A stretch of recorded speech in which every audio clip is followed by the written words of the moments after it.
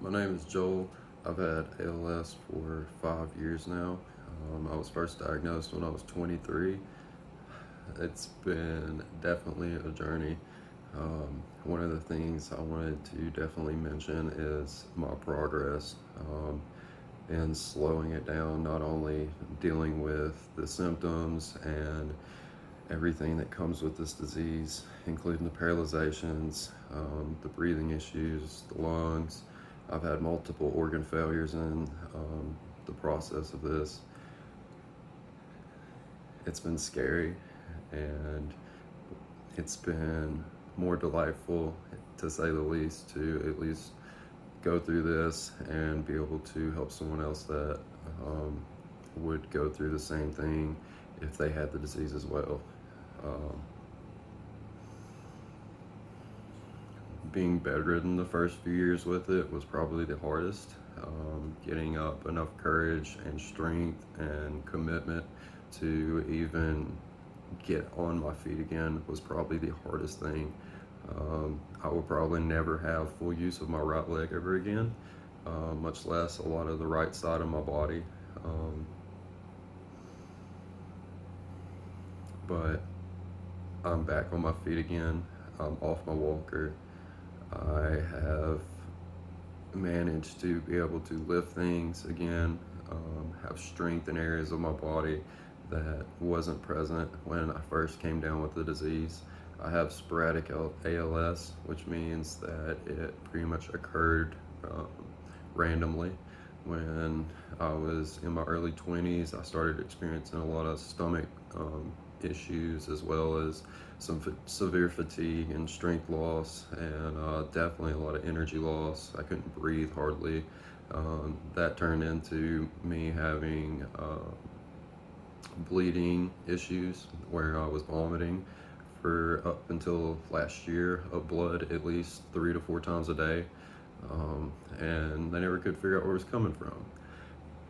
After all the pharmaceutical runs with all the hospitals and the doctors and everybody that tried to find a pathway of effective treatment for me had failed, I eventually gave up on that and started reaching for alternative ways of possibly healing my disease, or even making progress, which is something you hardly ever hear about with people that have ALS, much less people that live with it more than 3 years. I'm 5 years into it, and uh, it's been terrifying. There is no cure.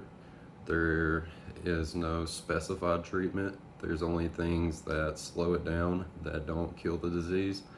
And reaching into a whole perspective of changing your lifestyle and everything about your diet, from the foods we eat to what we put in our body, what we drink, medicines we take. Everything has a consequence, um, especially pharmaceutical wise, to our body. It doesn't heal it, it doesn't help it, it only tricks our mind and our body into doing what that drug wants us to do. Alternative medicine is putting you in full control. Holistic is putting you in full control. Everything that you do is literally set up the way that you want to go about trying to take care of yourself. Um, there's a lot of difficult choices. There's a lot of different techniques. There's a lot of different herbs. There's a lot of different medicines. There's CBD. There's cannabis. There's a lot of things that people would never reach out to having this disease due to the dependency on the doctors and the hospitals. But I just want you to know, you can get through it with this. You can get through it with alternatives. You can get through it a lot better and more independently on your own, with the help of others that actually have knowledge in treating and alleviating a lot of the major symptoms that come with ALS. I'm up walking on my cane for the first time in about 2 years. About 2 years ago, I spent a meaningful amount of my time at Mayo Clinic in Jacksonville, Florida, where I was first diagnosed with it. I was the youngest patient that they had ever seen at the time with the disease, and with it being non-hereditary, I was exposed to a large amount of metals, mainly aluminum toxicities and a few other things that I have a sensitivity to. My immune system doesn't uh, get rid of it and dispose of it properly. I have detox issues.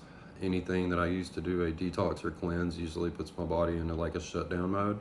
So having CBD to kind of cope with not only the pain but the nerves and the spasms and the seizures and the stomach failures, the digestive failures, the weaknesses, inflammation, anything that you can think of that would be a replicate of what I'm going through, you can pretty much alleviate with the proper techniques, the proper medicines, and the proper production of those medicines. You have to be very careful what you put into your body and what goes out of it.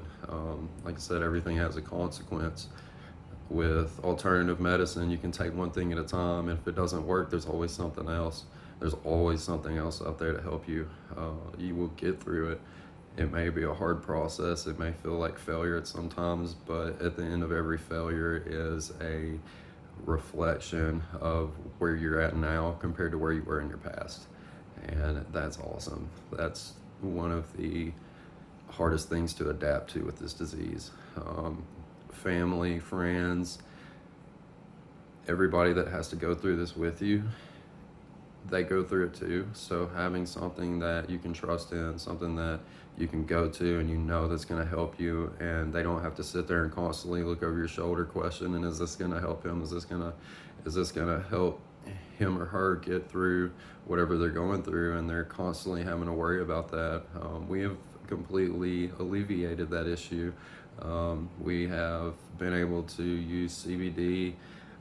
I've used cannabis. I use it in every form, way possible, due to the health benefits of it outweighing a lot of the health benefits I was promised with pharmaceuticals that never happened, that actually further progressed this disease for me.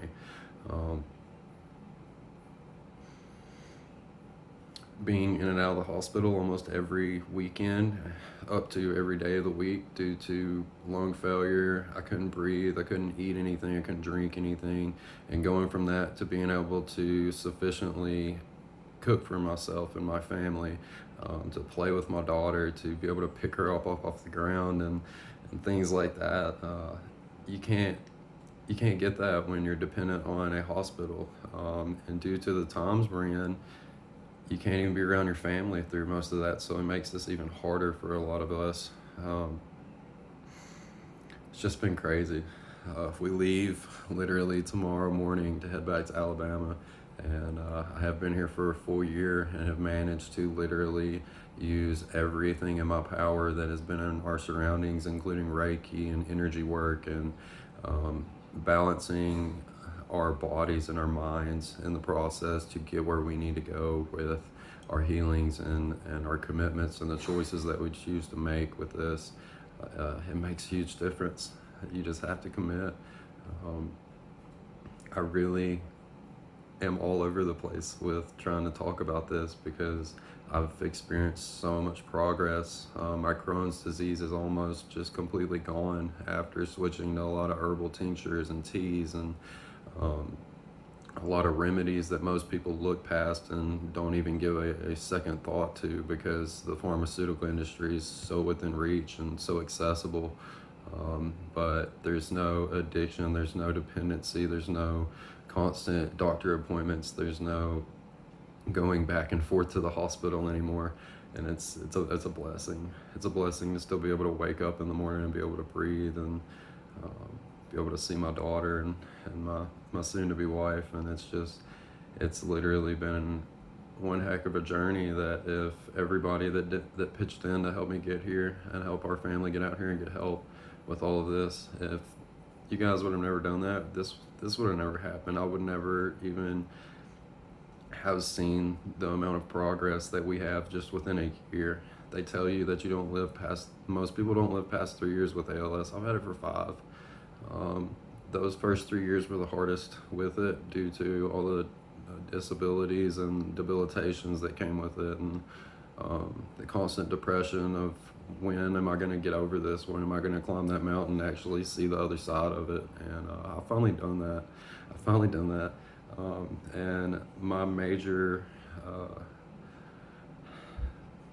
major approach to a lot of this that has mainly helped so much has been the CBD, and it has been also using a technique called light therapy and sound therapy, where they use certain frequencies and um, certain light elements, and it really attacks your body, and it helps in so many different ways. I would have never even thought this stuff would be possible by putting a light on my body, but honestly, guys, like after 3 to 4 months of these treatments, I've seen more progress with it than I did with chelation therapy, and than I did with any of my therapy um, trips out to Mayo Clinic. Just all of the study and clinical sessions that I went through, I never had progress with. The chelation therapy I had progress with for the first week, and then my body started shutting down due to the heavy detox of ozone and vitamin C, and it almost killed me. And having those methods out of the way and learning trial and error, I've been able to surpass all of the things and the obstacles that have been in front of me for the last few years.